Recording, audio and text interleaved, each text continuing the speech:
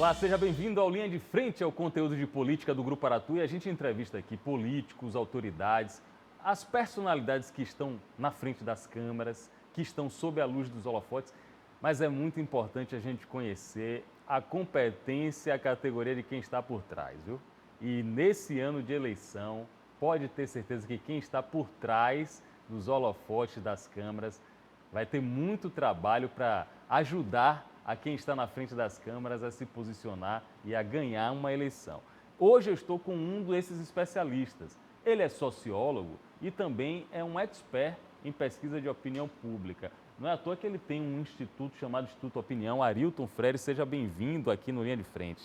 Prazer, Pablo, falar com você, falar com a tua audiência e poder conversar um pouco sobre pesquisa, que é sempre um tema que gera muita controvérsia, muita conversa em mesa de bar. E eu sei que você gosta muito, é bom que você mencione mesa de bar, porque um tempo atrás, assunto em mesa de bar era futebol, era a capa da revista Playboy.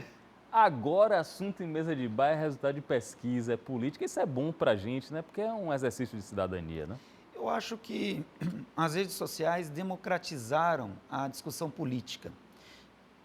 Teve pontos positivos com esse fato e tiveram também pontos negativos. Por exemplo, né? o que tem de negativo? Eu acho que a discussão política ela tem deixado de ser dentro do campo das ideias e do debate sobre pontos de vista diferentes da sociedade e tem virado uma discussão de torcida, quase torcida organizada de futebol, gerado paixões, gerado um debate às vezes esvaziado e sem conteúdo e divisões familiares e brigas e rompimentos. Ao mesmo tempo, também as pessoas estão discutindo, né? Estão falando sobre o que está acontecendo. Eu percebo que você utiliza a ferramenta de pesquisa de opinião, pesquisa eleitoral, de uma maneira muito científica. Aí vem a primeira pergunta que os leigos se fazem. É possível confiar em pesquisa eleitoral? Os resultados são fidedignos? É possível confiar, os resultados são fidedignos, mas como qualquer profissão, existem os bons e os maus profissionais. Eu sou um crítico à legislação de pesquisa eleitoral e de registro de pesquisas eleitorais, na forma que ela é colocada. Qual é a falha? Eu acho que a falha é que não tem um controle externo. Hoje o controle todo é do Instituto. Ele alimenta o sistema da justiça eleitoral, ele coloca lá uma série de informações e não há uma checagem. Quem pode checar são os partidos políticos, ou são as coligações, agora as chamadas federações partidárias, foi incluído esse ano na legislação, elas podem fiscalizar o trabalho dos institutos de pesquisas. Só que qual que é a dificuldade? Um partido político ele não tem lá um profissional, um estatístico, um cientista político, um sociólogo que entenda para poder analisar aquele material e dar uma opinião que possa apontar possíveis falhas. E aí, ficando na mão dos institutos ou ficando na mão dos partidos, acaba ficando sem fiscalização, porque os partidos não têm estrutura e os institutos têm seus interesses internos. Então, tem os bons profissionais, colocam informações sérias ali, aplicam as pesquisas de forma séria, e tem alguns nem tão sérios assim. Aparentemente, alguns políticos, eu estou conversando com o Arilton Freires, ele é sociólogo e é especializado na condução de pesquisas de opinião. Aparentemente, você pode me confirmar ou não isso, alguns políticos têm uma intenção, uma má intenção em tentar descredibilizar institutos de pesquisa. Geralmente são os políticos que perdem eleições, mas às vezes tem político até que ganha eleição e que tenta descredibilizar. E usa alguns eventos, por exemplo, veja essa eleição tal, em que o Instituto, há 2 dias da eleição, dizia tal coisa e foi o oposto que aconteceu. Isso é exceção ou é regra no trabalho de vocês? Bom, primeiro, quem está atrás sempre questiona, né? Então, há uma dificuldade de compreender a pesquisa. Você nunca pode ler a pesquisa, um candidato tem 20%, tem 10%, isso não, é dentro de uma margem de erro que é calculado estatisticamente. Então, ele pode ter 10%, se a margem de erro for de 2%, ele pode ter até 12% ou até 8%. Ele está dentro daquele intervalo entre 8% e 12%. E aí o que acontece? Em cima disso, há-se uma série de questionamentos.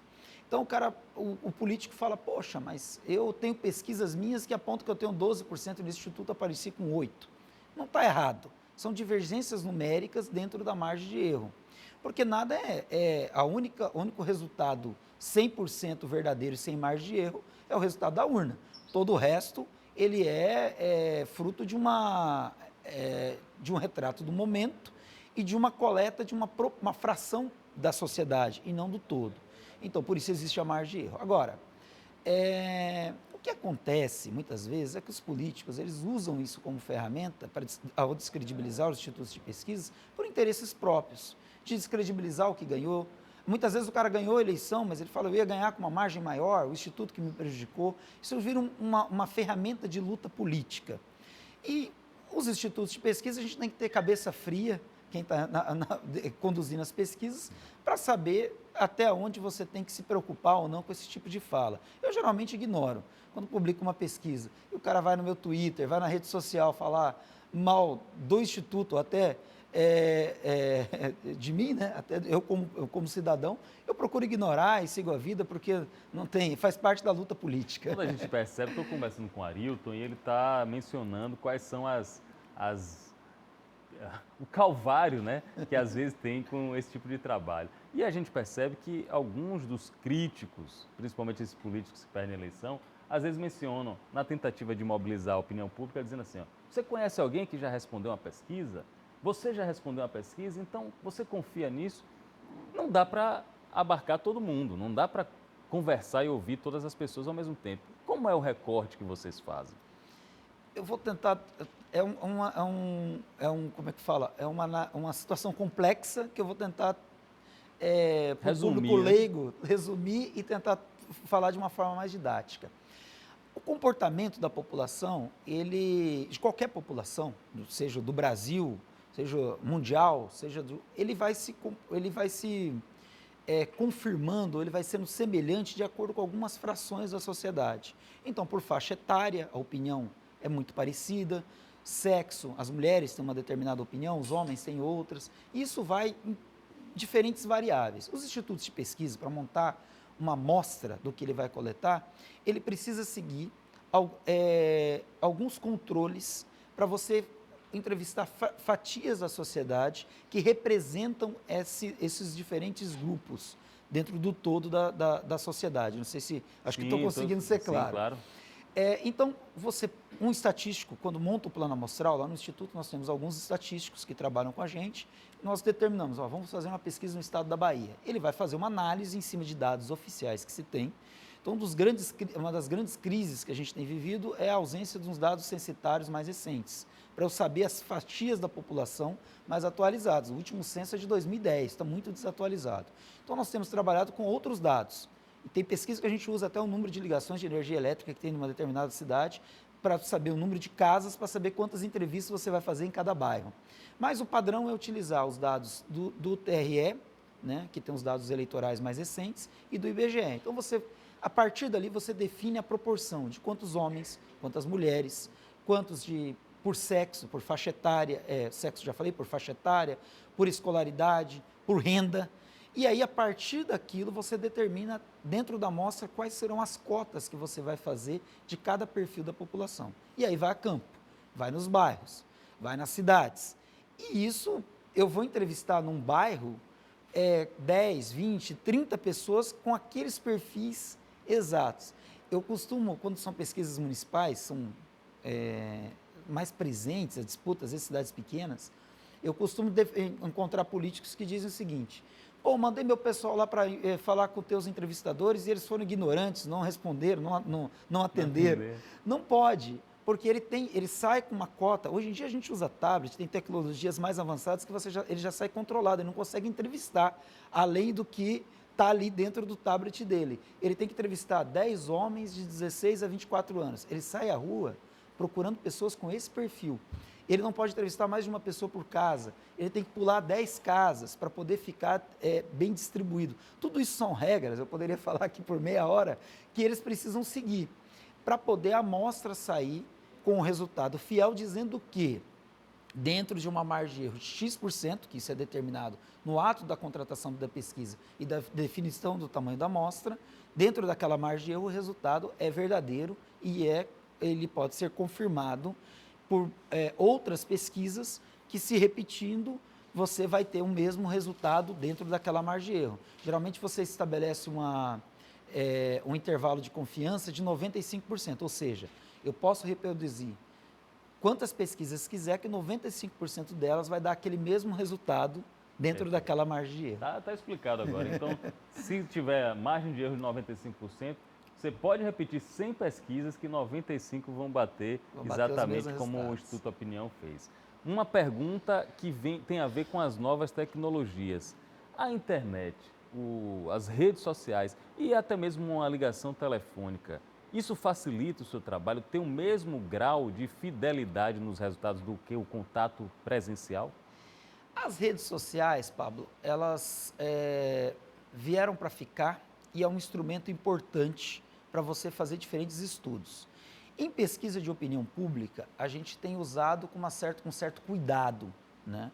Porque se você pegar a internet, muitos perfis de Facebook, por exemplo, se eu mandar uma pesquisa numa caixinha de conversa do Facebook, eu não tenho a segurança que quem está respondendo vai ser realmente a pessoa que está ali no perfil. E nem que aquele perfil é verdadeiro. Porque eu posso hoje entrar na internet, criar 10 perfis do Facebook, do Instagram, e vão ser aceitos os perfis. E-mail, mesma coisa. Então, nós utilizamos a internet, as redes sociais para fazer pesquisa, mais pesquisa de mercados e de segmentos específicos. Pesquisas eleitorais pela internet, a nossa associação, a Associação Brasileira de Pesquisa, questiona muito como é que fala? A eficiência dela. Tem toda uma discussão metodológica e tudo mais, mas para a pesquisa de opinião mais geral, de toda a população, como são as pesquisas eleitorais, as redes sociais são discutíveis. Tem um debate, eu particularmente não aplico e não confio. As pesquisas telefônicas não. Hoje você tem bases telefônicas que você tem ali, você sabe qual que é a pessoa que você está ligando naquela linha, você sabe o sexo, você sabe a idade, você sabe a renda, e você vai ligar e você vai confirmar. É muito mais seguro fazer a pesquisa por telefone do que fazer a pesquisa pela internet, porque você vai ter um contato, o operador vai ligar e vai conversar. Quando você trabalha com plataforma, que a gente chama plataforma URA, Disque 1, Disque 2, aí tem o mesmo problema da internet. Você não sabe se é uma criança que está respondendo. Mas quando você liga com o operador, com o pesquisador do outro lado da linha, a chance dessa pesquisa ter uma diferença muito grande da de campo é pequena. Claro que você tem algumas limitações técnicas. Você não pode fazer uma pesquisa por telefone um questionário de 70 perguntas. O sujeito do outro lado da linha vai desligar na terceira, na quarta pergunta e você perdeu aquele questionário. Agora, uma pesquisa curta, eleitoral, 4, 5, 10 perguntas, você consegue fazer, as pessoas respondem em bom grado, ficam felizes, inclusive, que talvez, como o telefone você consegue distribuir mais, eu consigo fazer em 3 dias 100 municípios na Bahia por telefone, o que por campo eu teria toda uma dificuldade logística. Então, às vezes, uma pessoa lá do interior responde a pesquisa e ficou até feliz que conseguiu responder. Então, é uma técnica válida. Arilton Freires é paulista, radicado no Paraná. Daqui a pouco ele recebe título de cidadão baiano também. Está aplicando muita pesquisa aqui na Bahia, no Brasil como um todo, né, Arilton? Você trabalha, o seu âmbito de atuação é nacional, né? O Instituto Opinião, nós já temos... O Instituto surgiu em 2008. Eu trabalho com pesquisa desde os meus 18 anos de idade. Está, né? Com que idade agora? Eu estou com 39, vou completar bem. 40. E em todo esse tempo, eu trabalhando com pesquisa, o Instituto ele foi se consolidando, foi criando-se uma marca. Nós temos pesquisas nacionais, inclusive, publicadas, e atuamos em diversos estados. Atuamos no Maranhão, no Pará, a Paraíba, Pernambuco, aqui na Bahia bastante, nas últimas eleições municipais, nós atuamos em mais de 40 cidades aqui da Bahia, né? No Paraná, que é a nossa sede, São Paulo a gente faz muita coisa, Rio, enfim, o Brasil inteiro aí. Ele é sociólogo, tem 21 anos de experiência no ramo de pesquisa. Aí, nesses 21 anos, já deve ter visto muita coisa, já deve ter visto político que se considerou eleito, perder a eleição, já deve ter visto político que estava perdido, derrotado na eleição, ganhar. Faço uma pergunta, a gente está em março, nem bem as chapas eleitorais para o governo, para a presidência da República estão completamente formadas. E já tem muita pesquisa apontando favoritos absolutos. Esses favoritos absolutos, eles podem ficar tranquilos que estão eleitos em outubro, Arilton? Rapaz, eu já vi de tudo. Como você disse, não dá para dizer que está eleito em outubro. A pesquisa ela é o retrato do momento. Ela é uma fotografia. Ela não é nem um filme, ela é uma fotografia. Você vai fazer a fotografia hoje, amanhã o cenário já é outro. Então, você tem hoje um cenário. Esse cenário, quando ele é retratado numa pesquisa, a própria pesquisa movimenta o mundo político para mudar esse cenário, né? Então, significa que você faz a pesquisa hoje, semana que vem já se moveram as peças e a coisa vai acontecendo. Quando chega ali no período eleitoral, porque a maioria da população hoje em dia está cuidando da sua vida, né? Eu discuto política todo dia porque é o meu trabalho. Então, todo dia eu não faço só pesquisa política, né? Eu brinco que se eu fizesse só pesquisa política, talvez eu estaria mais doido, porque a pressão é grande. Faço outros tipos de pesquisa, a gente faz pesquisa de transporte, pesquisa de mercado e tal, mas muita política. E na política, todo dia, eu sou questionado sobre qual vai ser o resultado das eleições de outubro para o governador, para o presidente e tal. E não tem como, eu não tenho uma bússola, né? O que a gente tem é um retrato do momento. E ele vai mudando. Quando chega ali, a população está fora, não está discutindo política. Quando chega ali, julho, agosto, o povo vai entrar na discussão da eleição de fato. Porque, por enquanto, está a guerrilha de internet, está a militância dos diferentes grupos políticos. Quando entra ali agosto, setembro, começa o horário eleitoral na TV, a discussão começa a ficar quente, aí sim as pessoas vão discutir realmente quem vai votar. Discute-se muita política hoje em dia na mesa do bar, que foi o começo da nossa conversa. Acho isso muito importante, como eu já disse, mas se discute muita política nacional. Se você for hoje discutir, o grau de conhecimento dos candidatos, pré-candidatos a presidente é altíssimo, porque a polarização do país faz com que isso seja o debate presente. Mas quando você vai descendo para a campanha de governador, deputado, senador, as pessoas não sabem nem quem são os senadores, quem são os pré-candidatos a senadores ainda, e não é culpa da população que está longe, para nós que está perto, que estamos discutindo política. Então, assim, as coisas vão mudando. E a hora que começar a campanha, aí as coisas vão evoluindo. E só para concluir, você me fez uma pergunta, eu acabei te deixando sem resposta, uma coisa que é interessante. As coisas vão evoluindo, a pesquisa vai mostrando o retrato do momento. Daí o cara fala, há 3 dias eu estava ganhando a eleição e perdi a eleição. Será que a pesquisa realmente errou? Ou a pesquisa estava mostrando uma tendência? O cara estava ganhando por 5 pontos, mas é uma tendência de crescimento do outro que estava 2 pontos atrás, ele vai ultrapassar na reta final. É saber ler a pesquisa como retrato do momento, e não como a pesquisa tem obrigação de entregar o resultado da urna, mesmo fazendo 3 dias antes da eleição. As eleições para governador do Rio de Janeiro, o Witzel, o gráfico era um negócio impressionante, 3 dias da eleição, ele subiu, eu não me lembro mais agora de cabeça, mas o cara subiu 20, 30 pontos nos 3, 4 últimos dias da campanha, colado no Bolsonaro, naquele momento das eleições de 2018. Então, você não tem como a pesquisa saber o que vai acontecer no domingo, ela tem como apontar a tendência do que vai acontecer no domingo e ela deve ser lida como tal. Isso que você falou de tendência tem a ver com um termo que eu já ouvi, chamado tracking, que os partidos fazem muito dia a dia, várias vezes, às vezes ao dia. É isso que mede uma tendência, o tracking? O que é o tracking? Nós fazemos muito tracking. Tracking é rastreamento em inglês, né, o termo.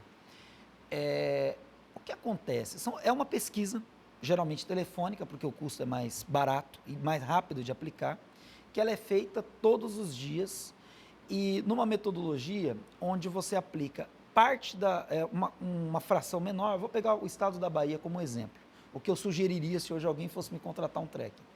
Faria ali 600 entrevistas, 400 ou 600 entrevistas todos os dias, com todos aqueles critérios que eu falei, distribuição de sexo, idade e tal, no estado da Bahia. E vai se somando e vai cortando os dias anteriores. Então, você estabelece um critério, a cada 3 dias você corta o dia anterior e vê a média daqueles 3 dias. Isso você vai montando um gráfico, que é como que vai se comportando a população, como é que a opinião vai mudando e o gráfico vai mostrando a mudança. Então, os partidos gostam do tracking porque ele mostra em tempo real a movimentação numérica, que na verdade é política, dos candidatos dia a dia. E aquilo vai acontecendo em tempo real. Hoje em dia menos, mas a gente fazia existe uma pressão para fazer as baterias de tracking, inclusive, no turno da tarde e noite nos call centers, porque já teve o efeito da campanha de manhã até o meio da tarde. Alguns clientes pedem, inclusive, que a bateria, hoje em dia com a lei do call center, você nem pode mais fazer isso, como se fazia antigamente, que ligava na casa do sujeito 10 horas da noite para perguntar a ele quem ele votava. Mas se fazia muito depois do horário eleitoral da noite. Hoje em dia as redes sociais fazem com que a dinâmica do horário eleitoral ele é muito importante na televisão, mas ele repercute nas redes, então tem toda uma outra relação com esse conteúdo.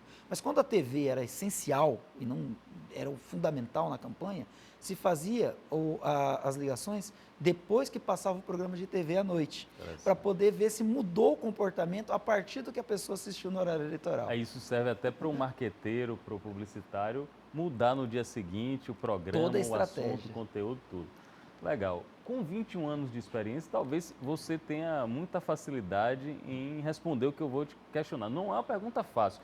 O que é que impacta mais numa decisão de um eleitor? É o emprego dele? É o preço na gôndola do mercado? É o preço da gasolina? É a segurança pública? Tem alguns fatores, alguns itens que decidem uma eleição?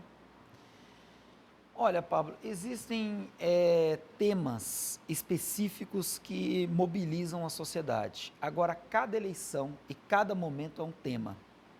Hoje no Brasil, nós trabalhamos muito com pesquisas qualitativas, que é uma outra técnica de pesquisa, onde você faz uma reunião com 10, 12 pessoas e faz ali um debate sobre diferentes temas. O que nós temos percebido nos últimos tempos é que o tema emprego, mas principalmente o tema da renda, a economia, tem sido muito mais importante que o tema corrupção, como era nas eleições de 2018. Então as pessoas estão mais preocupadas com o poder de compra. A inflação aumentou, o poder de compra tem caído, o salário está achatado, então existe um clima na sociedade de que eu não vou ficar discutindo, é importante discutir corrupção, a pauta não é que a pauta deixou de existir, mas ela perdeu importância. Então os temas, eles mudam de acordo com cada momento que a sociedade vive, de acordo com cada cidade.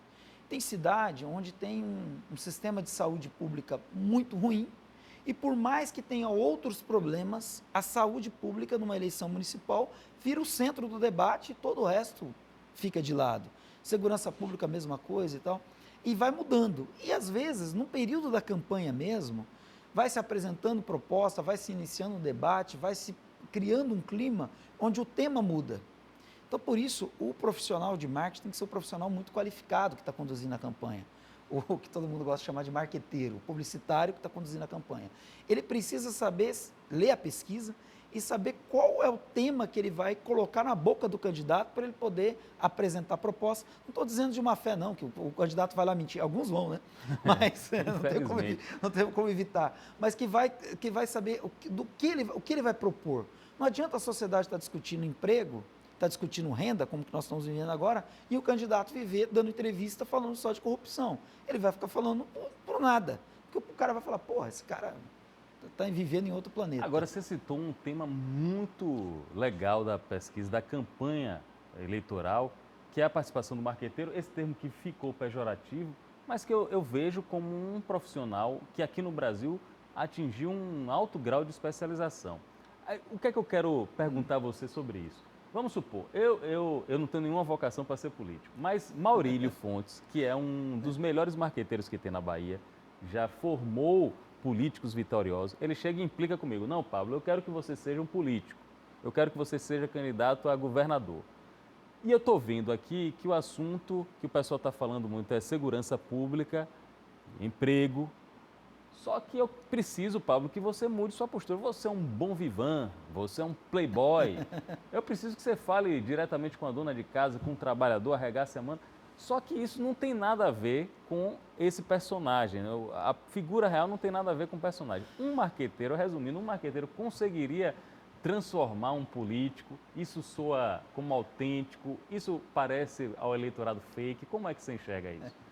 Primeiro, valorizar o trabalho do marqueteiro, que eu acho que é essencial em qualquer campanha eleitoral. A Bahia é um celeiro de bons marqueteiros, né? E o Brasil exportou marqueteiros para o mundo. Isso foi visto como algo negativo e eu vejo como algo positivo. Nossas campanhas, por o Brasil ser um país continental e o estilo da eleição do Brasil também ser muito na pessoa, é um país presidencialista, então os marqueteiros tiveram papel central. Comum com você da opinião sobre o Maurílio Fontes. Para mim também é um excelente profissional, com muita capacidade de leitura do momento político. E se ele fosse transformar você, se você fosse um bom vivan, que acho que não é teu caso, não é meu caso, e fosse tentar te transformar, ele teria um desafio grande. A pesquisa seria o instrumento inicial. Qualquer campanha, o marqueteiro ele vai construir um projeto de uma campanha, ele vai começar uma campanha, ele precisa de pesquisa, para poder entender por onde ele vai caminhar. E essa pesquisa vai passar pela pela conjuntura do local e também pela imagem do possível candidato. Esse é o primeiro passo. E depois ele vai trazer os temas. É possível fazer algumas mudanças? É possível. Agora, não é possível você inventar do nada. Você não tem como pegar uma pessoa e transformar ela naquilo que ela não é. Agora, é possível você moldar o discurso, preparar uma abordagem, né, mais qualificada do candidato naquilo. Claro que tem que ter uma contrapartida do candidato. Ele vai ter que estudar, ele vai ter que se preparar, ele pode se cercar de profissionais, né? O Bolsonaro dizia que não entendia nada de economia, que ele teria o posto Ipiranga dele, que era o Guedes, e trouxe o cara que tinha doutorado em Chicago e tal. Foi uma forma ali que encontraram de remendar um problema. Então, o marqueteiro vai tentar encontrar caminhos para desenhar o candidato para apresentar para a população. Agora, se for uma coisa forçada, mentirosa, aquilo não vai ter repercussão, aquilo não vai ter eco, vai ficar vazio, né? Eu acho que, assim, existe uma certa ilusão.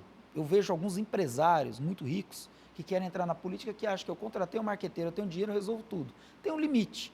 A população vai procurar outras razões para votar, que não só apenas o produto que vai ser levado na televisão. E se o produto for levado de forma, como é que fala, falsificada, alguma coisa que não passe verdade, não vai convencer ninguém, não vai resolver o problema e não vai conseguir eleger. Arilton Freires é sociólogo, especialista em pesquisa de opinião pública. E nesse ano de 2022, como sempre, ele vai ter um grande desafio em tentar desvendar os humores da população antes do resultado das urnas. Com tanto investimento, com tanta internet, com tanta divulgação de informação, ainda é possível encontrar azarões na política? Olha, Pablo, é possível encontrar azarões na política e sempre vai ser possível. Agora é cada vez mais difícil, porque as ferramentas que você tem, às vezes o azarão que aparece como azarão, ele não é necessariamente um azarão. Ele vem com o trabalho sendo construído há um tempo na internet, nas redes sociais, a partir de um determinado segmento, e aparece, todo mundo acha que ele surgiu do nada. Mas ele não surgiu do nada, ele surgiu a partir de alguns movimentos que ele veio fazendo, sempre acompanhado de um excelente profissional de marketing, do marqueteiro. Nada aparece ali, nada surge do nada. Né? Agora, ele também tem outro fator. Nas eleições de 2018, por exemplo, esse tema de corrupção estava muito presente, esse debate da nova política, do que seria a nova política, muitos políticos tradicionais foram derrotados nas urnas e surgiram figuras, principalmente nas eleições proporcionais, que souberam estar no lugar certo, na hora certa, com o discurso certo. Porque o discurso que essas pessoas apresentaram foi um discurso que era o que a população queria ouvir, então encaixou e deu match, né? E foi pro voto. Então, aquilo ali, muito pontual. Eu não sei se isso vai se repetir igual foi em 2018 e 2022. Os sinais são que não, que vai ser uma eleição mais tradicional. Mas pode, daqui até lá, os humores mudarem e as coisas mudarem também, e alguns azarões conseguirem chegar a ter resultado positivo nas urnas. Vamos aguardar para ver. 39 anos de idade, 21 anos de experiência profissional, sociólogo, especialista com mão na massa, não é só o acadêmico não, ele também coloca a mão na massa, coloca os instrumentos dele em prática para descobrir o que é que a população deve votar nas eleições seguintes. Como encerramento, eu quero saber se o Instituto Opinião está presente aqui também em âmbito baiano e como é que as pessoas podem entrar em contato com você ou com sua empresa. Bom, estamos presentes aqui na Bahia, é um estado que eu tenho muito carinho, talvez um dos estados que a gente mais, o Instituto Opinião tem mais atuado nos últimos anos. Temos interesse em ampliar a nossa presença aqui na Bahia, então quem quiser conhecer o nosso trabalho pode entrar em contato através do nosso site, institutoopinião.com.br, é o nosso site, né? E pode entrar em contato, inclusive, com a gente por e-mail, contato@institutoopinião.com.br.